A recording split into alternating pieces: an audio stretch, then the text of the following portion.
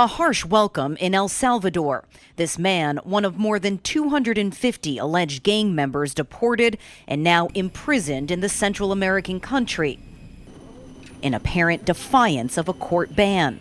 A federal judge in Washington, D.C. had temporarily blocked the deportations and ordered any planes mid-flight to turn around after President Donald Trump invoked a controversial wartime law to rapidly expel them without court hearings.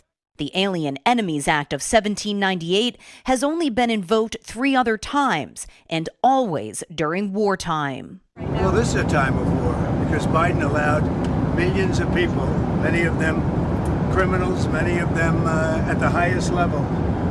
They emptied jails out. Other nations emptied their jails into the United States. That's an invasion. Some Republican lawmakers who support Trump are defending deportations and are also demanding that laws be followed. We expect the executive branch to follow the law. We've said in the past that we will follow the law. That will remain consistent. The White House has defended its actions. Press Secretary Caroline Leavitt saying on X that the administration did not refuse to comply with the court order, and that a single judge cannot direct the movements of deportation flights. But lawyers challenging Trump's use of the Alien Enemies Act say using it to deport alleged gang members is illegal. This is as lawless an action as the administration has taken.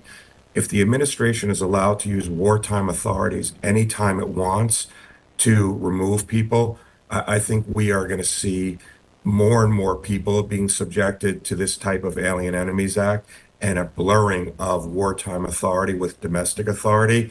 Brown University is now advising international students and staff against leaving the country after a professor at the medical school was detained and deported upon returning from a trip to see relatives in Lebanon, despite holding a valid visa.